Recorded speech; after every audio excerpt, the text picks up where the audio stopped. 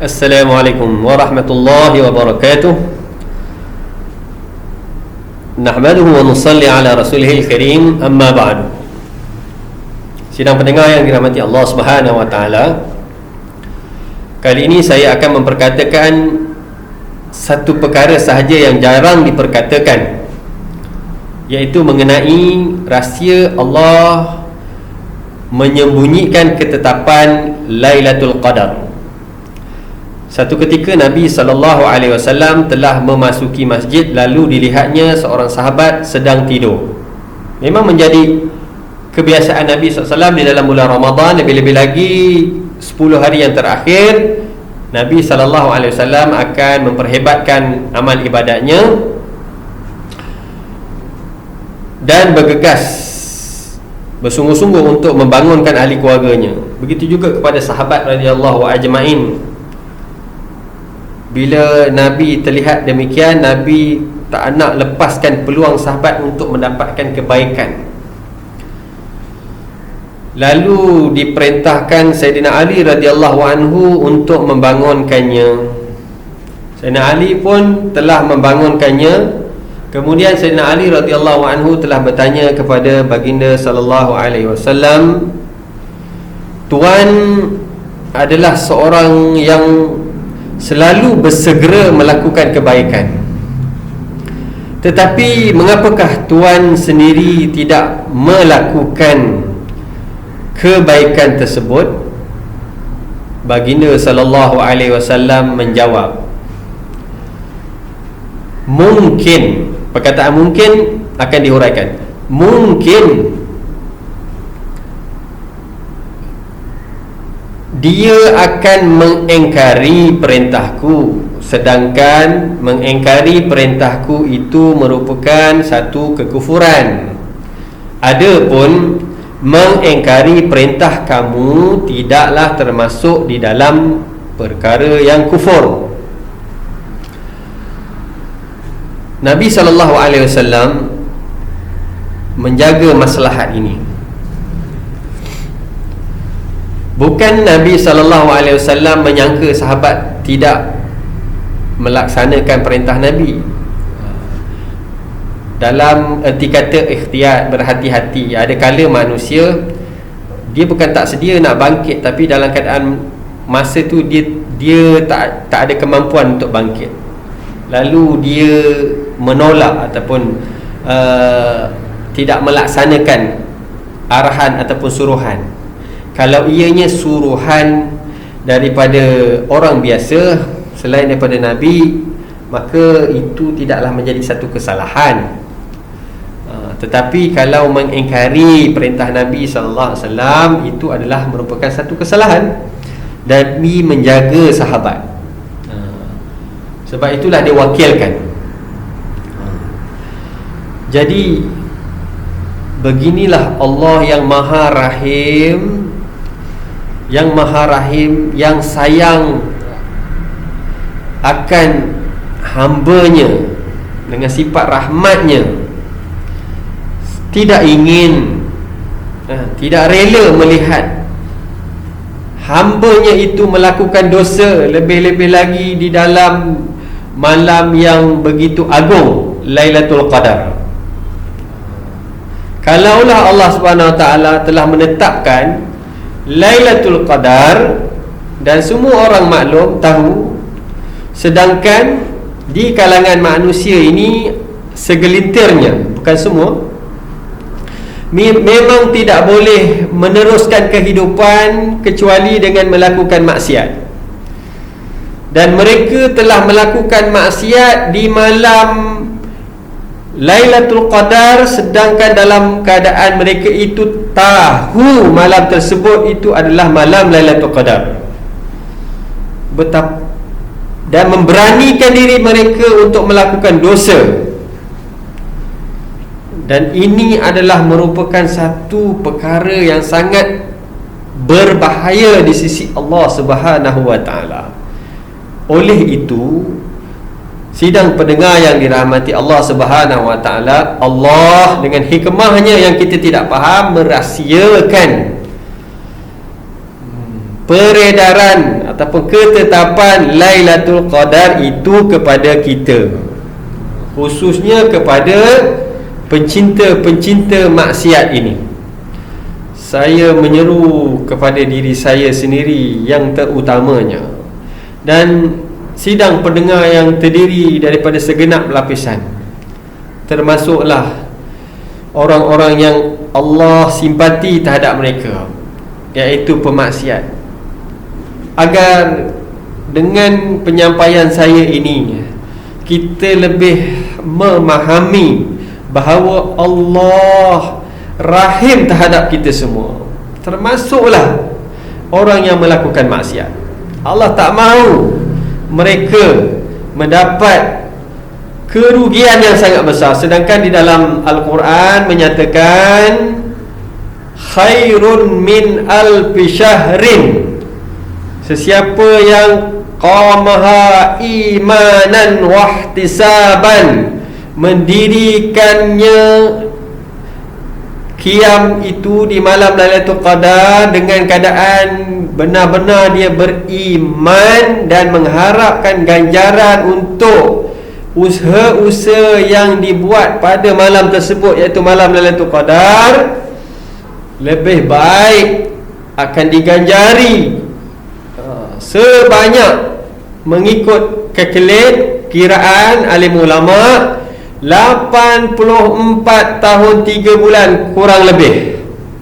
Sedangkan hidup hanya paling lama pun 60 tahun 70 tahun.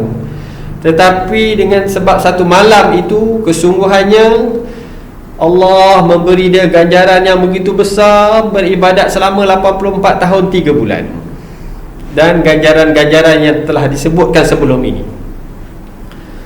Dan begitu juga, tuan-tuan pernah dengar tak, di dalam hadis Nabi SAW melalui penerangan yang dibuat oleh alim ulama, melakukan kebaikan di Masjidil Haram akan digandakan 100,000 kali ganda.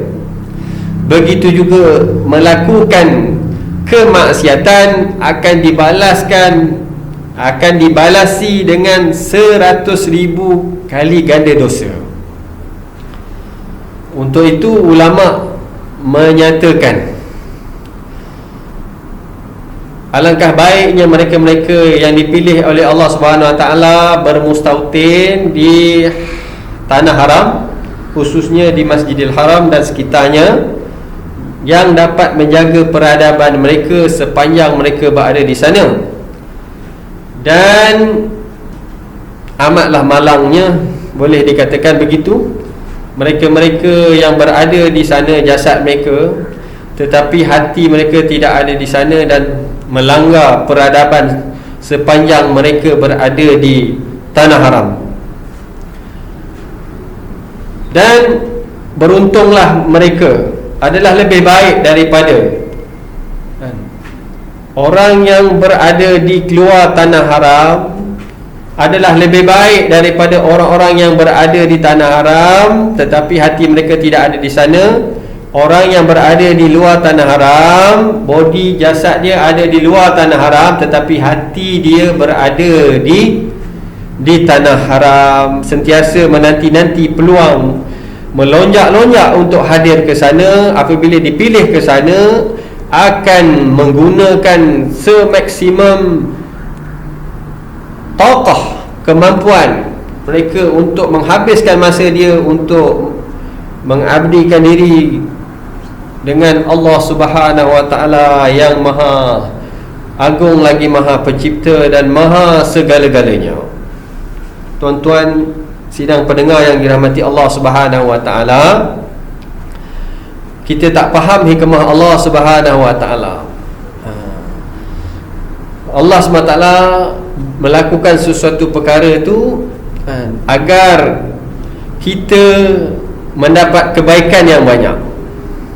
Dan jangan lupa, rahmat Allah Subhanahu Wa Taala tidak menginginkan, sebagaimana Nabi SAW tidak menginginkan ahli keluarganya terkecuali daripada mendapatkan kebaikan, dan juga sahabat-sahabat terkecuali daripada mendapat mendapat kebaikan agar sahabat-sahabat Ridwan ajma'in terhindar daripada mendapatkan keburukan. Haluba tamaknya Nabi SAW akan perkara ini.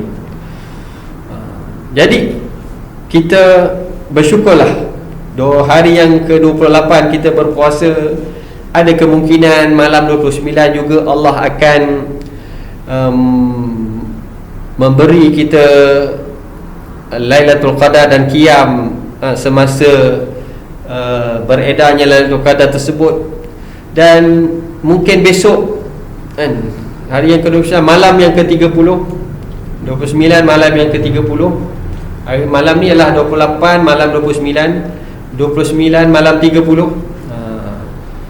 Makna ada kemungkinan kalau tak dapat anak lihat, anak bulan tidak dilihat, maka kita akan terus berpuasa melengkapkan hari yang ke-30. Dan malam terakhir daripada Ramadan itu, kita mohon Allah SWT panjangkan umur kita, dapat kita menikmati lagi nikmat yang Allah Ta'ala nak sajikan kita, iaitu menghayati Lailatul Jaizah. Jadi semoga dengan penerangan yang ringkas, yang tak seberapa daripada akhikum Al-Fakir ini, yang serba dengan ketaifan dan kelemahan, tujuan tidak lain dan tidak bukan semata-mata motivasi untuk diri sendiri. Jika ada kebaikan, tolonglah panjang-panjangkan, tolonglah sampaikan apa juga melalui wasilah apapun yang tidak bercanggah dengan syariah. Sama ada sidang pendengar tidak mampu untuk menyampaikan melalui lisan, gunalah isyarat kan? Melalui isyarat pun boleh, orang bisu pun boleh sampai sesuatu perkara mesej agama kan? Melalui bahasa isyarat. Ini adalah usaha-usaha yang Allah SWT pandang dan lihat. Jika ada kebaikan, kita jadikanlah diri kita sebagai miftahnya, kuncinya, agar orang lain dapat merasai nikmat ini bersama. Dan akan ditambahkan lagi oleh Allah SWT. Wa in ta'udu nikmatallah la tuhsuha. Kamu nak kira nikmat Allah SWT memang tidak terkira, tidak terhitung. Jadi kita kena bersyukur je lah. Jadi jalan cara kita mensyukuri nikmat Allah Ta'ala, Allah pun janji, la in syakartum la azidanakum. Jika kamu bersyukur, aku akan tambah lagi nikmat aku. Jadi untuk kita faham agama ni, pertama sekali kita bercakap untuk manfaat diri kita. Lama-lama permulaan mungkin ketidakikhlasan tu tampak. Tapi lama-lama kita akan berkata menyampaikan agama ni hanya untuk mencari redha Allah Subhanahu Wa Taala dan menyukakan Allah Subhanahu Wa Taala. Bila Allah Subhanahu Wa Taala suka pada kita, Allah Subhanahu Wa Taala perintahkan penduduk-penduduk langit, yakni malaikat-malaikat dan roh-roh awliya Allah Subhanahu Wa Taala supaya merahmati kita. Sekarang kamu sayangilah dia. Semua penduduk-penduduk langit akan menyintai kita. Dan Allah Subhanahu Wa Taala apabila ini berlaku, Allah amkan kesayangan orang-orang di langit kepada kesayangan penduduk-penduduk di bumi. Lalu orang-orang di bumi, penduduk-penduduk di bumi melihat kita dengan pandangan rahim dan kasih sayang juga. Aku qauli hadza wa astaghfirullah li wa lakum. Wassalamualaikum warahmatullahi wabarakatuh.